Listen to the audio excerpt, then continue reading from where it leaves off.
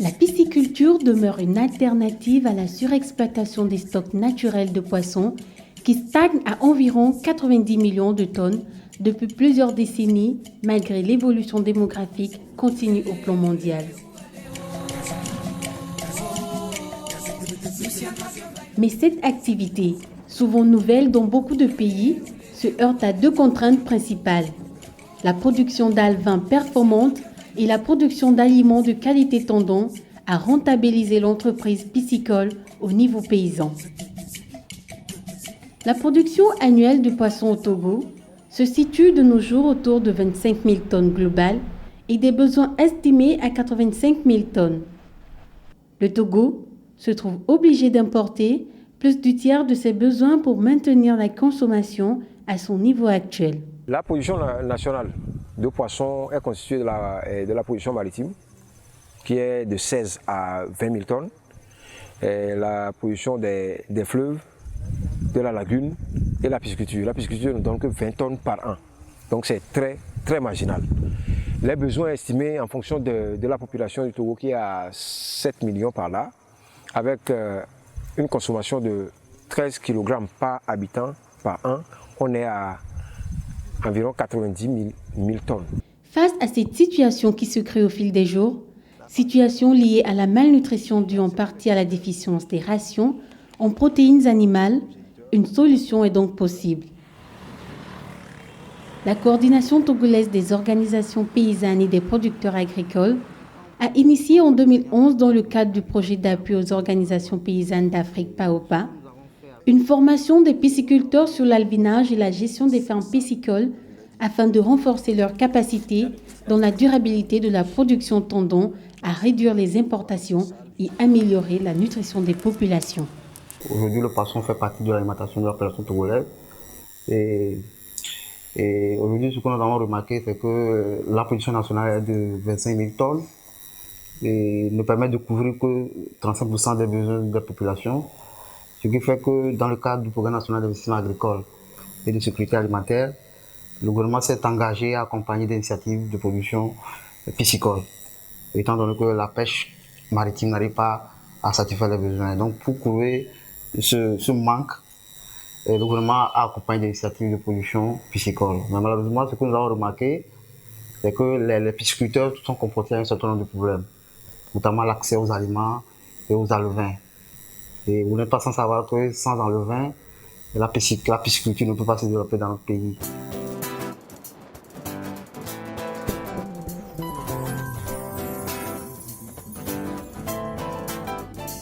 À une soixantaine de kilomètres de Lomé, plus précisément à Anfoin, le spécialiste en zootechnie et aquaculture rend visite à un groupement qui fait de la pisciculture sa principale source de revenus.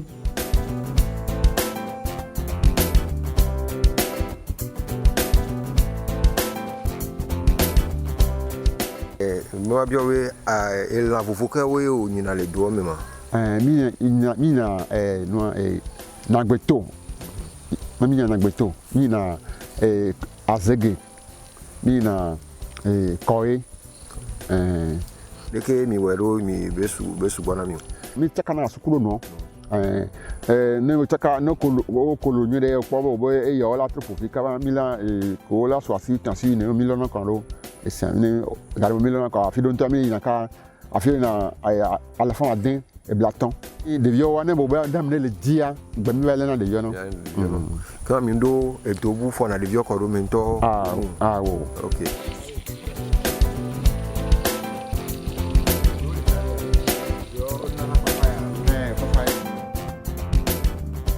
Ici à Kouénou, dans la préfecture de Vaud, nous nous sommes rendus chez un autre pisciculteur. Je suis militaire de formation et gendarme de profession. J'ai quitté la gendarmerie il y a bientôt 18 ans. Bon, à mon départ, j'ai voulu dépendre de moi-même. J'aime beaucoup la production, c'est pourquoi je suis venu ici. Il y a la pisciculture, on peut le maraîchage.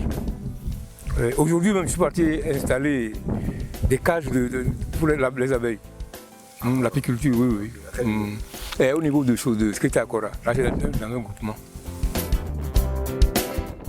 En matière de production dans le vin, c'est parce que c'est là le problème. Oui. Parce qu'il y a deux contraintes principales à la production de poissons. Il y a l'aliment, il faut un aliment de qualité, et aussi des alevins performants pour rentabiliser l'entreprise.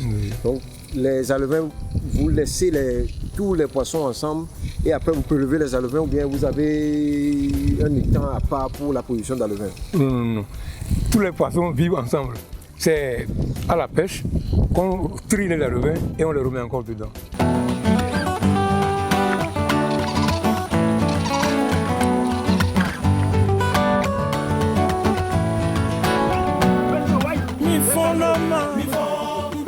Une production piscicole durable passe par la maîtrise de l'albinage des espèces concernées afin de produire des quantités adéquates d'alevins performants d'âge connu, à moindre coût, à bonne potentialité de croissance, à travers différents systèmes afin d'assurer l'autonomie de l'entreprise. Or, les alevins mis en élevage sont d'une part à potentiel réduit et d'autre part à coût cher. Une bonne production d'alevins est nécessaire, mais une bonne conduite de différentes étapes de l'élevage est encore plus pour assurer la rentabilité. La mise en charge se fait dans les étangs simples ou bien dans des appâts installés dans des étangs. En étang ou en appât, on recommande une mise en charge de 1 à 4 poissons par mètre carré. Et parmi les 4 poissons, il faut un mâle et 3 femelles, qu'on appelle communément le sexe ratio. Après 45 jours après la mise en charge, on doit faire passer un filet ou bien une épuisette pour récolter les alevins qui sont produits. Et après les 45 jours, toutes les 2 semaines, on doit faire passer le filet pour récolter les alevins. Ainsi, les géniteurs vont retourner à la reproduction. Dans ces conditions, on peut obtenir 10 à 100 individus par mètre carré par mois en fonction de l'alimentation. La première technique faite en étang ne donne pas des résultats très importants.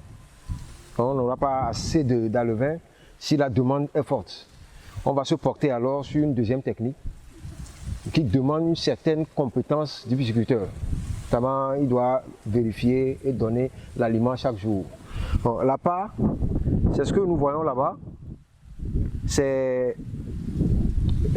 fait avec du filet moustiquaire. Le bas est fermé et le bas est environ à 20 cm du fond de l'étang. On y met des géniteurs dont le poids varie entre 100 et 200 grammes, avec des mâles un peu légèrement plus gros que les femelles. Donc ce sont les géniteurs qui sont là. En fonction de la superficie, on mettra 5 individus par mètre carré, ou bien par mètre cube. Donc là, on suppose que c'est 1 mètre cube. Donc on va mettre 5 avec un sexe ratio de 1 mâle pour 3 femelles. Donc là, nous avons 4 individus qu'on va mettre en charge dans le appât. On nourrit correctement les géniteurs et après 1 mois, on obtient entre 40 et 70 individus par mètre carré par jour. Donc c'est assez important.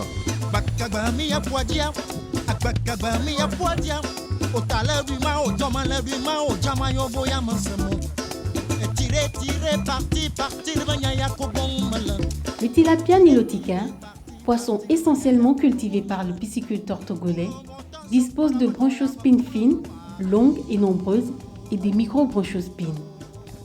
L'eau qui y transite est véritablement filtrée de son plancton. Cette espèce est donc en milieu naturel, essentiellement phytoplanctophage et consomme de multiples espèces de chlorophycées et bien d'autres. Ce qui n'empêche pas également d'absorber de zooplancton et même des sédiments riches en bactéries et diatomies. Mais en milieu artificiel, c'est-à-dire dans les systèmes de pisciculture, cette espèce est pratiquement omnivore, valorisant divers déchets agricoles, tirant parti des excréments de porc ou de volaille, des déchets ménagers, acceptant facilement des aliments composés sous forme de granulés. Cette capacité d'adaptation à divers aliments et déchets est phénoménal et est à la base de sa haute potentialité pour la pisciculture. L'aliment du poisson doit être fait à partir d'un certain nombre d'ingrédients. Ici, nous avons le gros son. Là, c'est drèche de coco ou bien tourteau de coco. Après l'extraction d'huile, ce qu'on obtient, c'est le tourteau. Et ça, c'est le tourteau de pain. Ce qui reste dans le mélangeur après avoir malaxé le pain. Donc, son aliment est fait à partir de ces ingrédients. Et il les mélange, il leur donne sous forme de poudre, comme ça. Voilà. Mais lorsqu'on veut produire du poisson, il ne faut pas que les ingrédients soient épars. Il faut fabriquer un aliment compact à partir de différents ingrédients. Et pour lui, l'aliment sera moins cher, bien sûr. Mais ici, on a un aliment qui est sous forme de granulés, composé à partir de farine de poisson, du soja torréfié, de la farine de maïs, de l'huile de palme, du concentré minéral vitaminé. Et le poisson prend un grain, il prend ainsi un aliment complet. Ici, nous avons des grains qui dosent 35% de protéines, ce qui serait déjà intéressant pour la production de poissons. Le pisciculteur togolais doit s'appuyer sur les sous-produits disponibles localement. Il prend les ingrédients qui ont un fort taux de protéines, notamment farine de poisson et les tourteaux de coton, tourteaux de soja, et il mélange avec les céréales, notamment les sons et tout ça là, les drèches, pour avoir un aliment qui soit déjà approprié aux poissons. 35%, 25 à 35% de protéines est déjà intéressant pour le tilapia en élevage. Il faut nourrir les géniteurs dans la technique de production d'alevin en étant 2 fois dans la journée, le matin et le soir. Il ne faut pas les déranger à midi parce qu'ils sont là pour un travail bien précis. Lorsqu'ils sont dans les appâts, on les nourrit une seule fois par jour. On les nourrit le matin et ça fait le lendemain. Là, ils sont à l'aise pour faire le travail qu'on leur demande de faire. Après cette étape, on récupère les alevins, on les met dans des cages. Les cages sont encore des appâts, mais à mailles plus grandes. Les mailles de 3 jusqu'à 8 mm sont déjà adaptées pour le grossissement des alevins.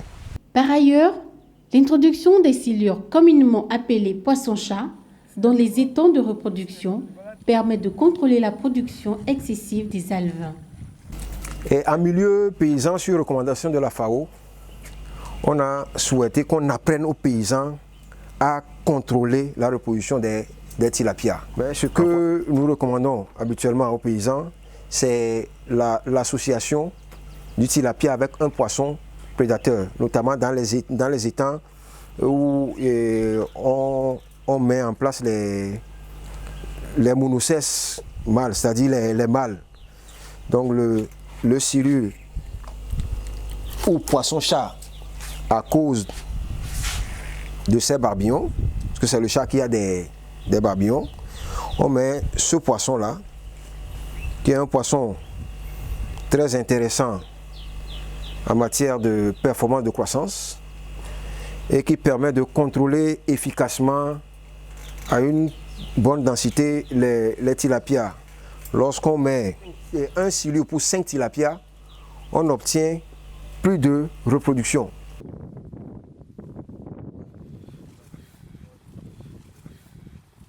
En termes de sexage, le pisciculteur reconnaîtra le sexe du tilapia nilotica en examinant la papille génitale qui, chez le mâle, est protubérante, en forme de cône et porte un port urogénital à l'extrémité, alors que chez la femelle, elle est petite, arrondie, avec une forme transversale au milieu et un port urinaire à l'extrémité.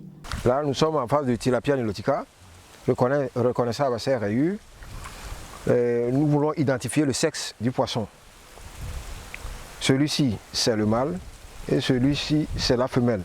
Le mâle est reconnaissable à sa gorge rougeâtre. La femelle a une gorge jaunâtre. Mais après quelques temps, les gorges vont devenir grisâtres. Donc, si cette première possibilité n'est pas applicable, on va se porter au niveau de la papille urogénitale. Là, nous avons le mâle et là, c'est la femelle. Donc, pour lui, on voit une papille qui est protubérante, qui est là, qui permet d'émettre le sperme lors de la reproduction. Et pour celle-ci, c'est rougeâtre et il n'y a pas de protubérance. C'est comme un trou. Lorsqu'on, par exemple, on applique le bleu de méthylène, on verra 3 trous. Le premier, c'est l'anus qui est là. Et à la fin, il y a l'orifice urétral, d'où sort l'urine. Et entre les deux, il y a l'orifice par lequel sortent les œufs, qu'on appelle oviducte.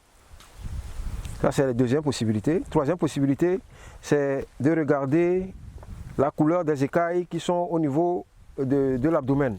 Pour le mâle, c'est assez sombre. Quand ces nageurs-là sont clairs, c'est la femelle.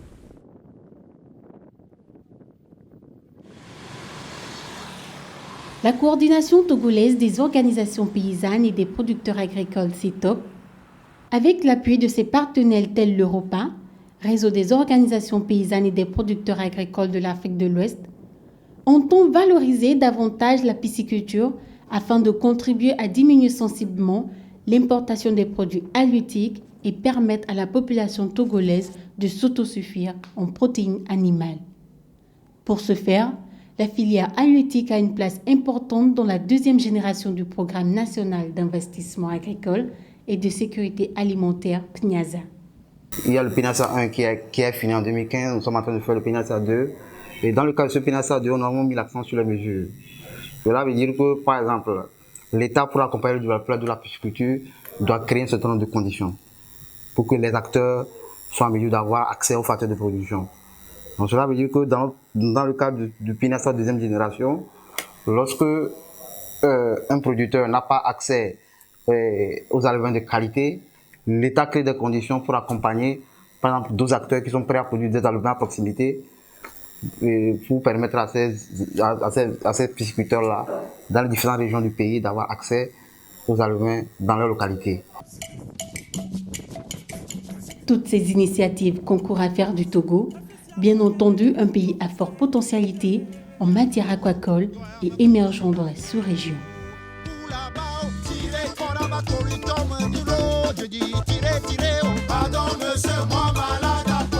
Je dis vous là-bas, tirez, acroliton manilo.